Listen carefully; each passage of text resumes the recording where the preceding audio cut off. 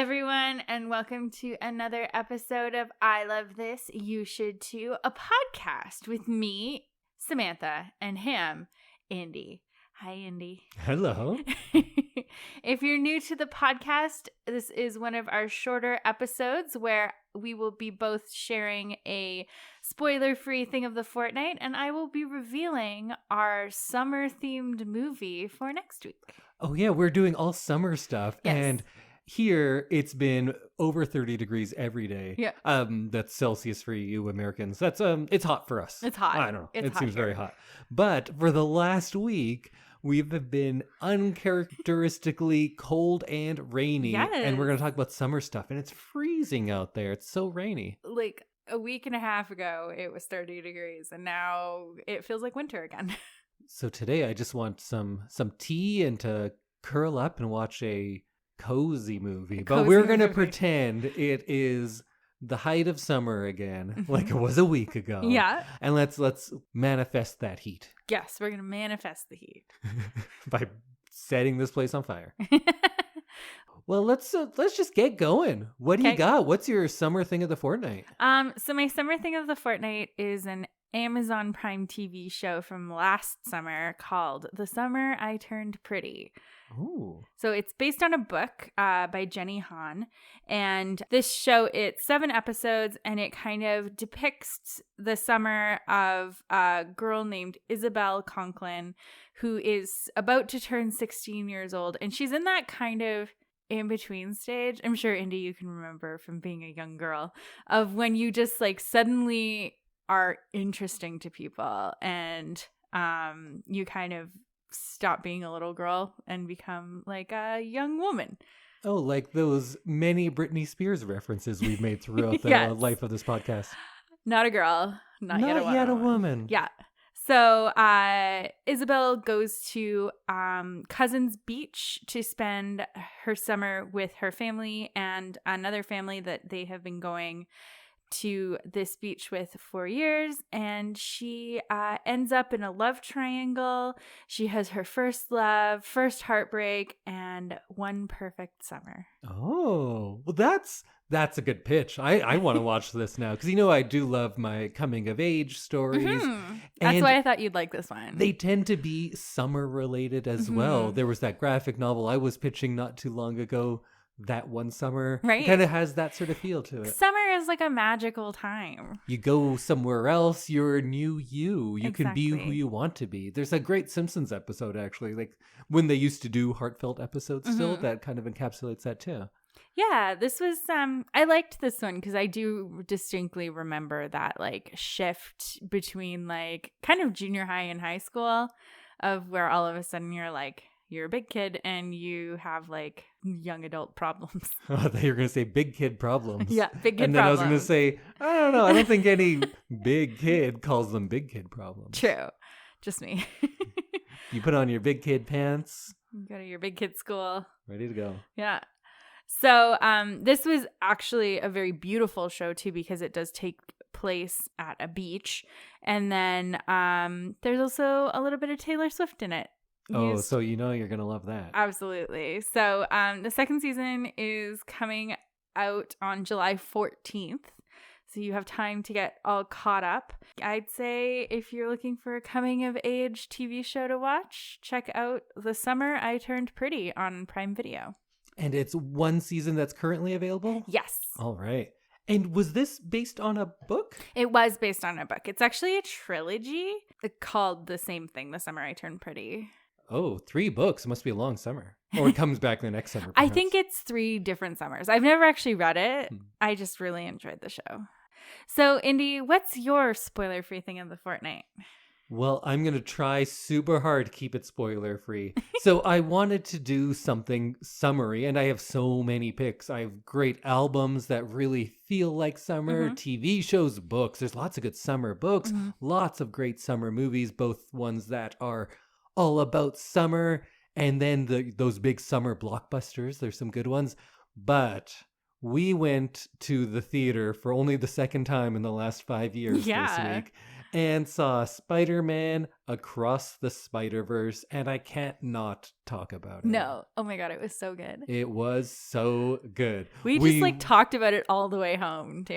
And we're not going to give you any spoilers, so you can still listen if you haven't watched the movie. And I think maybe when parts 2 and 3 come out, maybe we can do a big episode on them then. Yeah, we can watch them all together. And if you've been listening to the podcast for a while, you'll know that back on episode 118, 101 episodes ago, wow, we did our longest episode ever, and it was on Spider-Man Into the Spider-Verse. Wow, that was a really long time ago. Yeah, it was a 2-hour episode.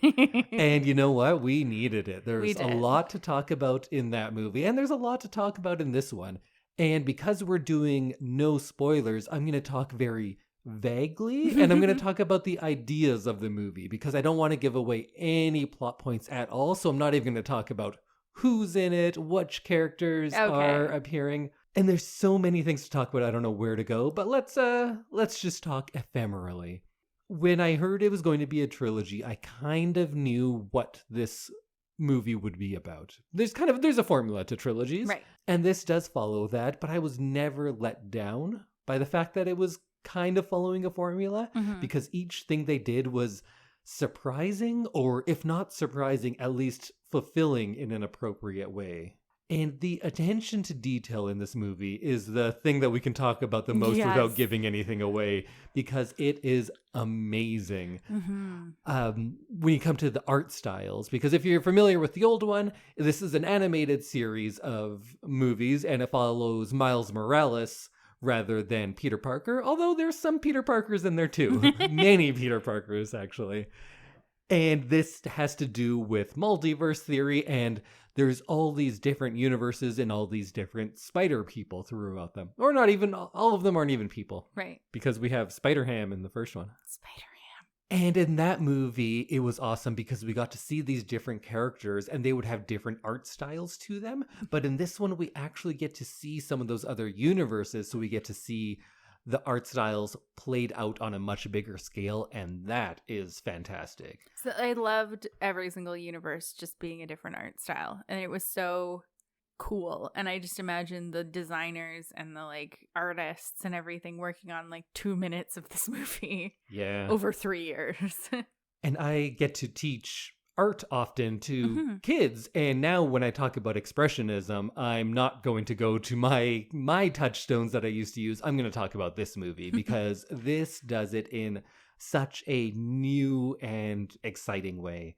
And with all of these movies, especially Marvel movies or big IP movies, there are these long segments where you don't feel like you're really getting anything, or at least that's how I feel. Like maybe you're watching a big cool fight sequence and you're seeing something impressive, but you don't really learn anything about the characters. And I feel like in this movie, you can take any frame of the movie and talk about it for hours. You can talk about the art styles. You can talk about characters that are present in it. Yeah. You can talk about all the little references. If you're one of those Easter egg people, this movie will drive you crazy because there's so much to it.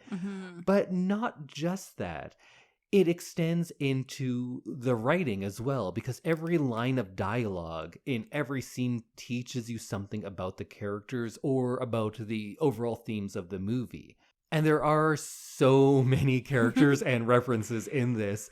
But when that's done in a lot of other Marvel movies or other big franchises, it often feels just like fan service, and it rings a little hollow to me. Like in Infinity War, there was that scene where all of the female characters get together and they pose and then they go fight. Right. And you're like, yeah, girl power. But then if you think about it for a minute, you're like, those characters have never met each other before. No. They've never had a scene together. And they don't know if they like each other. That's just kind of, it's pandering, is what it is. Yeah. And it works in the short run because you're like, yay! And it kind of gives you that little boost, and then you forget about it in a few minutes.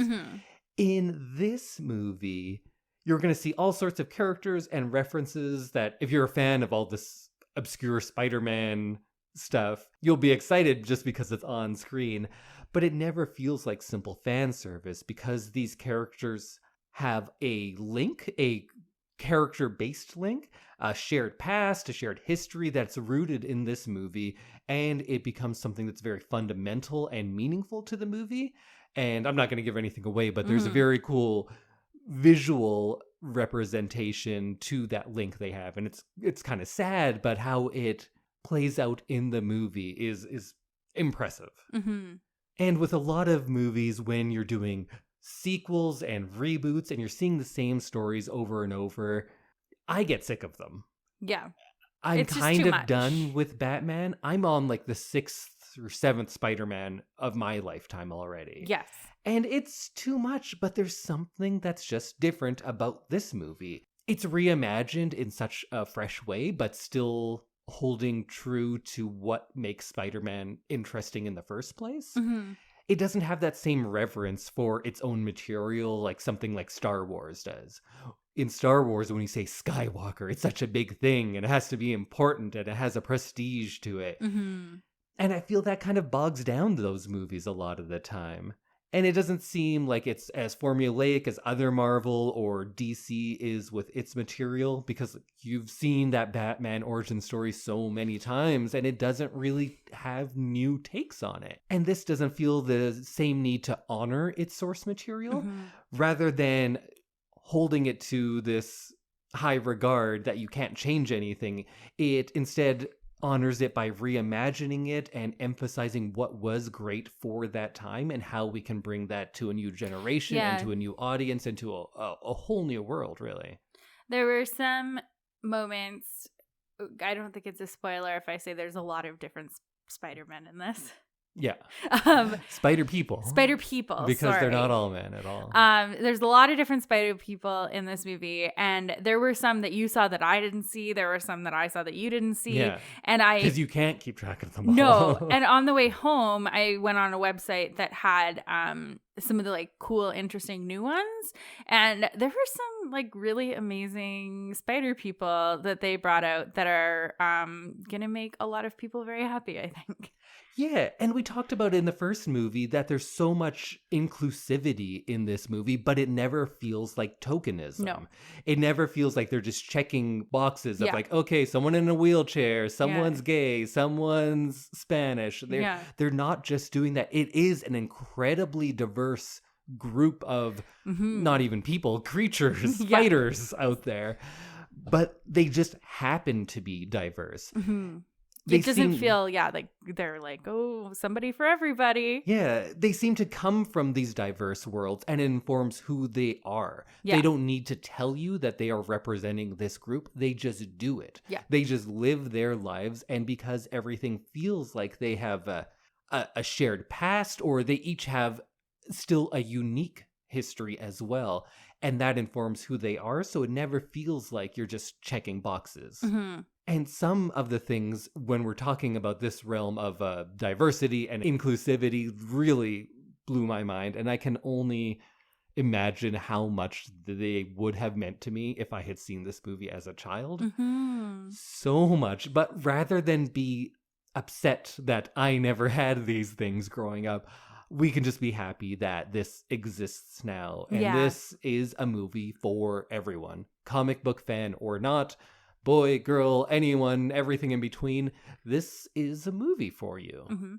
And that's hard to say, that this comic booky, cartoony movie that's mostly about a 15-year-old boy is for everyone, but this is truly for everyone. In addition to all of that, there's these interesting themes of sacrifice and identity, the idea of how who you are can be defined by others, and fighting against that, not being relegated to just being one thing. But as they put it in this movie, like, why not both? Why can't I be both? Yeah, why not everything? And it's allowing personalities to contain multitudes, to not be defined so easily, to not be a token, to be so much more than that. And with all of these great ideas, you might get caught up in the weeds of the multiverse or fatalism, and they do spend some time on that, but they never get bogged down in it. They never spend more time than they need to, because the characters kind of just speak that language. They exist in those worlds, so we just accept it and move on. Somehow in this movie, the idea that there are infinite universes is not the most interesting part of it. Yeah. It comes down into the character work. And similarly, when dealing with really heavy emotional stuff, they just speak that language. It doesn't feel forced. I don't feel like they're talking down to children, because this is kind of a kid's movie. Basically. I guess, right? Because it is probably rated PG or G. Yeah, there's no like adult thing. Yeah, this is a movie for everyone. But they just exist in a world where these complex thoughts, these motivations are part of who they are. So it seems so much more natural when those types of more complex ideas are discussed.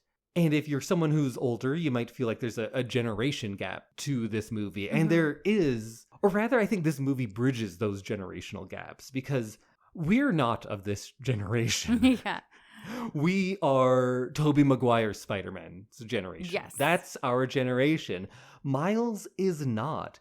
Yet I feel more akin to him than any other character, or if not him, Gwen or Peter B. Parker or the parents. There's just, again, there's someone for everyone. Yeah. And they speak to that. There's an extended sequence where it's just Miles talking with his parents. And then his parents talk to each other about parenting. And somehow even this is so compelling. Because you feel like you know these characters, and once you know these characters, you are invested in them and you will love them. Oh. They're so lovable. With my So many whole of these heart. characters. Yeah. And there can be some end of the world supervillain going about doing his stuff, or it can be his parents learning to give their child more space and freedom and struggling with that.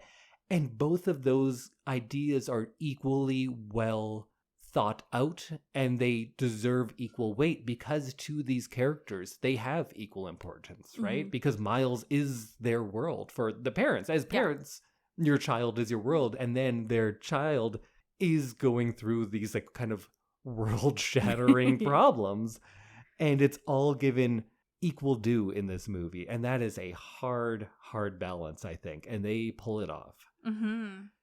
So I think I might leave it there, because we would start getting into plot, and I don't want to give any plot away at all. I know. I feel like I'm not saying anything because I didn't prepare anything to talk about this movie, and I'm so scared about giving away spoilers that I haven't like said much. And I'm just trying to tiptoe around things. And when it comes down to it, all I'm saying is this is one of the most visually amazing movies ever made. And then you also get all this extra stuff. And like touching and just like absolutely amazing. It's fantastic. I think the first Into the Spider-Verse may be the best comic book movie ever made in my mind. It's top 3 for sure. And this might be top 5 of all time. Wow. Maybe it's number 2. I don't know. I'll have to watch it again, because there's so much to take in when you're watching it. And I guess maybe we should just leave it with saying Part 3 is coming out in less than a year, and I can't wait. March 29th, 2024. And after seeing this one, I wanted to turn around and go buy a ticket just to see it again. Yes. And I can't wait until we can watch it at home and pause it every 30 seconds and like really look at everything that's in this movie. There's so much to look at, so much to talk about. We'll probably do a full episode on it in some point. Yes. But maybe after the third one comes out. Yeah, that sounds good. So go check out Spider-Man Across the Spider-Verse in theaters right now. We don't often do that. No. We're never cutting edge. We never go to the theaters. That's no, why. we don't. And we don't like watch a lot of the big movies that go to the theaters. No, you've become an indie darling just like me. Yes, that's me. No, that's me. Indy. Oh, you are Indy, my darling. And go check out episode 118, where we talked all about the first Spider-Man Into the Spider-Verse. Well, last week was Canadian content. Now we're going to do all summery things. Oh, when we were talking about Canadian content, I did watch a bunch of old Kenny versus Spennies. Man, they're hard to get through, a lot of them. Because I was saying, like, yeah, it is terrible stuff, but sometimes there's great stuff. But the terrible stuff, woo, really it's overwhelms rough. it. Yeah. I only watched a couple of episodes, but the villain guy is like a real piece of shit. It's quite impressive that they make you cheer for the other guy. Wow. Huh. Huh. But anyways, we are going to do summary things. So Sam, what is your big summer watch for next week? Okay, so I gave you a hint yesterday. Yeah, you gave me a hint that it has Dennis Quaid in it. Yes. And of course, I went to the movies that I would think about for Dennis Quaid. I liked that movie he did with Topher Grace, which is called In Good Company. Okay. It's not a very popular movie. He was in The Day After Tomorrow. That was a big movie. He played Doc Holliday in a movie. He's in Any Given Sunday, Gang Related. That Dragon movie, I think he did a voice for. He was Jerry Lee Lewis in Great Balls of Fire. Huh. And I thought maybe you wanted to do Jaws 3D, but that doesn't seem like a movie you would pick. It's not Jaws 3D. Probably not The Rookie, although it's a baseball movie and that's a summary thing. Okay, do you So- want to know a little bit more about it? I think it's one of two movies. Okay, Because I thought about Dennis Quaid, and then I thought, what would Samantha pick? What are your two picks? Wasn't he in The Parent Trap? Yes, he was. So The Parent Trap, that Uh-huh. would be one. And I haven't seen that, so I'd be excited to see that. But also, they remade Footloose, Oh. and he's in that. And I know you wanted to do some classic dance movies, and you Uh-huh. haven't seen Footloose, so I thought maybe you got mixed up and picked the wrong Footloose. Oh, no. Okay. So we are going to be watching the 1998 family comedy, The Parent Trap. Oh, it is The Parent Trap. Cool. This movie also stars Natasha Richardson, Elaine Hendricks, and Lindsay Lohan playing both twins. Do you know much about The Parent Trap? I do. Well, not really, because The Parent Trap is a remake, right? Yes. It originally was made in 1961, and it's based on a book called Lottie and Lisa. Oh. And this movie was the remake, and it did incredibly well, and it had a $15 million budget, and it made $92.1 million. Whoa. Is this Lindsay Lohan's like breakthrough child star moment? Yes. Or did she do other stuff as well? This is her film debut. Oh, really? Yeah. Ooh, that's a big debut. She's quite young in it. She was 12, and she plays both twins, and she does an incredible job, I think. So my understanding of this is they're twins and their parents are divorced and they're Yes. trying to like get their parents back together. Yes. Okay, that's the extent of my knowledge. So the only thing that you're kind of missing is that they don't know that the other person exists. Oh, and they're going to meet So and they that's going to be fun. divorced, each took a twin, and that was it. That's a weird thing to do. Yeah. That's pretty fucked up, actually. To Um, not tell your twin child that they have a twin. right? So that is what we will be watching, and I'm very, very excited to hear what you have to say. I'm excited. I think this is going to be just an enjoyable watch. I think this will be a fun one, and it takes place partially at a summer camp, so I thought it was the perfect summer movie. Do they meet at a summer camp? Yes. Oh, cool. Yeah. And it's a Disney production, right? It is a Disney production. Yes. So it's available on Disney Plus, your local library, or to rent in the usual places like YouTube and Prime and all those things. So did you watch this as a kid? Yes. And you loved it, I'm sure. I loved it. I think I saw it maybe like 5 or 6 years ago. Again. Oh, okay. I thought you meant for the first time. And I was No, going to no, say, no. that's not a kid. You'd be in your 30s still. No, so I think I saw it again, and then I haven't seen it in quite a few years, and we know that I have zero memory for films and television. Right. So. I'm excited, and if I am going to predict something, I'm going to predict I'm going to like it. I think you're gonna love it. I love a good, fun kids movie. Mhm. I love hijinks. I Mhm. feel like there might be some hijinks. There's some hijinks. And if it's a Disney production, it's going to like have quality directors and actors behind it. So I think it's probably going to be pretty solid. I am excited to hear what you have to say because I think this film is super fun. And I think that a lot of people thought it was fun as well. And it was directed by Nancy Meyers, who we have covered in the past with... did we do a Nancy Meyers? I don't know that we did. Who did that movie where... that lady fake cries for a long time and it's supposed to be a joke? I hated it. Jack Nicholson was in it. Something's Gotta Give. Right. Yes. So she did Something's Gotta Give, The Holiday, It's Complicated, The Intern, What Women Want. Oh, man. Father of the Bride, Part 1 and Part 2. I've seen a bunch of those and I hate them. Oh, no. Although Father of the Bride, I think that was good. Okay. So maybe when she does family movies, I'm all over it. Like better. But like Something's Gotta Give. Well, we did a whole episode on that. We did. Can go listen to that. Yeah, you can go back and listen to The it. Holiday, and there's something else he said that was pretty rough. Oh, What Women Want? Yes. Oof. Yeah, that was a rough one. Oof. But I think those are all just bad scripts. I think so. And she's not the writer. This is adapted from something else. Maybe she wrote the screenplay as well. She co-wrote the screenplay. Okay. But she also directed this. So we'll see what you think after you see it. I like Dennis Quaid. Yeah. I can't think of who Natasha Richardson is. Lindsay Lohan is actually like a huge blind spot for me. Oh. I don't know her work as a child actor much at all, but I hear she was very good. Mm-hmm. She's very, very good in this. She does a British accent too. Oh, one of them's British? Yeah. Perfect. Are they... Oh, I was going to start asking questions. No, that's all I'm going to tell you. What I would love is if they are both like very different. One is like all posh and British and one is like, oh, I'm just a farm girl. And I would love if they try to trick their parents and like take each other's places. I love when twins do that. It happens in cartoons and like kids' TV shows that I used to watch. That's a great bit. And I assume the parents are going to get together at the end and it's going to be all happy and then the twins are going to be best friends. So, you know what? I'm already excited. Let's go watch it. Excellent. Okay, well, we are watching 1998's The Parent Trap. If Lindsay Lohan isn't in it, you're watching the wrong version. And we will see you next week when we find out if Indy loved this movie. And if you remember it. If I remember it. Bye, everyone. Goodbye.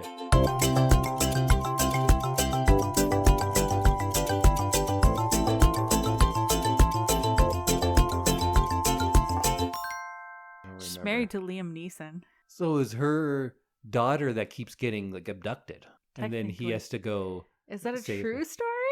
I'm pretty sure that's a biopic. It's isn't a biopic about Liam Neeson. I think so. I don't think so. I'm pretty sure like his daughter just keeps getting abducted. You'd think after the first one, they don't have stop a daughter. taking her. Why is everyone taking her all the time? Or maybe it's different people. People keep getting taken from him because there's at least 3 of those movies. Isn't there like 7? There's Taken, there's Retaken, there's Oh No, Taken Again, and then Double Take, which is him and his twin, and both of their daughters get taken. They both get taken. So him and his like country twin. I think it's after 4 takens that it's on the daughter. It's her fault. Yeah, why? That's what I'm saying. Why are you getting taken so much? I feel like just stay home at that point. You learn after the first one. If you get taken 4 times, that's on you. It's too many takens. Yeah. You get took too much. I think Taken 5 is she done got took again.